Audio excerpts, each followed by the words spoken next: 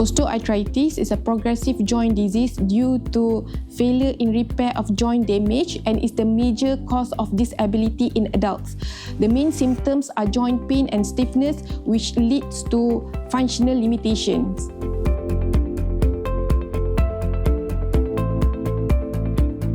So, risk factor for osteoarthritis can be divided into modifiable and non-modifiable risk factor.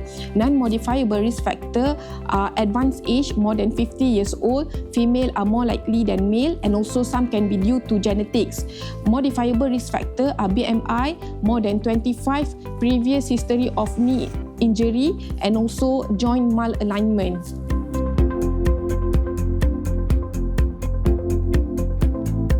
So, treatment for osteoarthritis aim to relieve symptoms and also improve functions. The pharmacological treatment available in the form of oral, intra-articular and also topical. For oral treatments aim to relieve pain are mainly painkillers such as paracetamol, NSAIDs, COX-2 inhibitor and also tramadol. Intra-articular treatment available are injection of IV corticosteroid. However, this kind of treatment only for short-term pain relief. Topical treatment is the alternative of NSAIDs.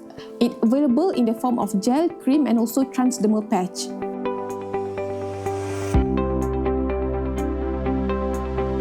The aim of nutraceutical interventions is to get essential nutrients to promote good joint health and also managing its symptoms.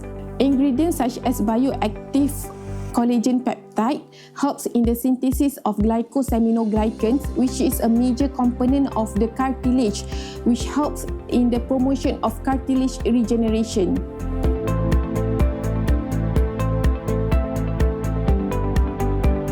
So, osteoporosis is a skeletal disorder characterized by compromised bone strength, which predispose a person to an increased risk of fracture.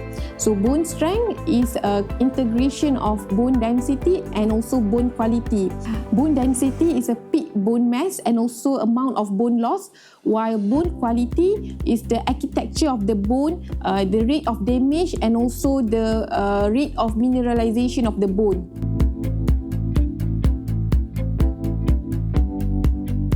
So, risk factor for osteoporosis can be divided into modifiable and also non-modifiable risk factor. Non-modifiable risk factor are old age, female are more likely than male, certain ethnic groups such as Caucasian group, family history of hip fracture in the first degree relative, personal history of fracture and also premature menopause, who menopause less than 45 years old. Modifiable risk factor includes low intakes of calcium and also vitamin D, sedentary lifestyle, excessive intake of caffeine and also alcohol, cigarette smoking, low body mass index in which you are too thin, BMI less than 19, and also low estrogen level. At the side notes, postmenopausal women are at the higher risk of getting osteoporosis.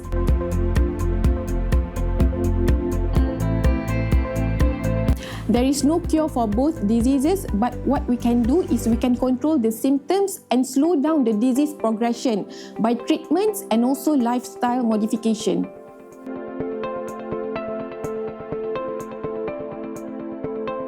Yes, early detection is very important because early detection will lead to early intervention.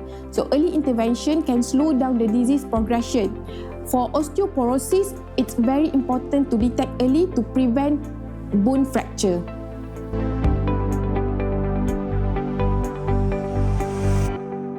Tips to prevent osteoporosis and osteoarthritis. The first one is you need to reduce your weight if you are overweight. The second one is you need to supplement yourself with good supplement which is good for your bone health and also your joint health. Number 3 is you need to reduce your caffeine intake if you are the coffee lover. And next is you need to supplement yourself with vitamins such as vitamin D2, D3 and also K2. And the last one is exercise is the most important.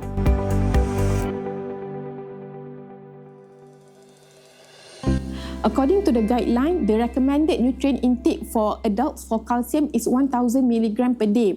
One glass of milk, let's say 200 ml, containing 240 mg of calcium.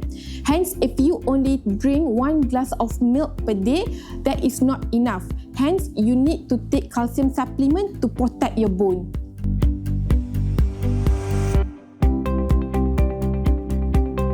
Calcium supplement is associated with gastrointestinal upset and also small risk of renal stones. It can also deposited in the artery and can cause coronary artery disease. That's why it's not advisable to take only calcium supplement. You need to take it with vitamin D3 and K2.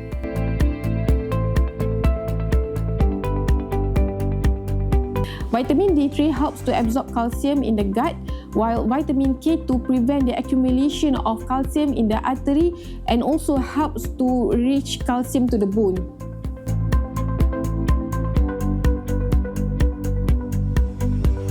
Bioactive collagen peptide provide amino acids, which is the main building blocks for cartilage. So studies shown that bioactive collagen peptide can be absorbed into the cartilage and promote cartilage regeneration in 3 months' time.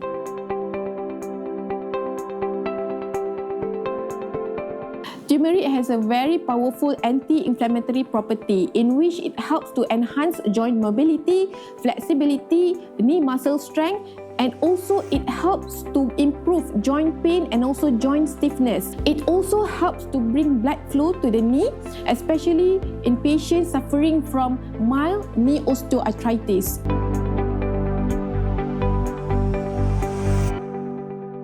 Additionally, there's another unique ingredient derived from the eggshell membrane. It has shown to have a very powerful anti-inflammatory and also cartilage regenerating property. It helps to improve joint pain and stiffness.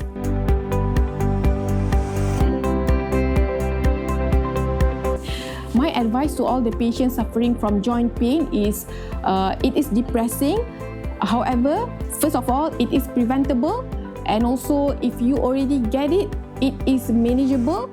Nowadays, there are a lot of treatment available, but you need to talk to your healthcare provider in order for you to get the right treatment and also to get the right supplement and to improve your quality of life.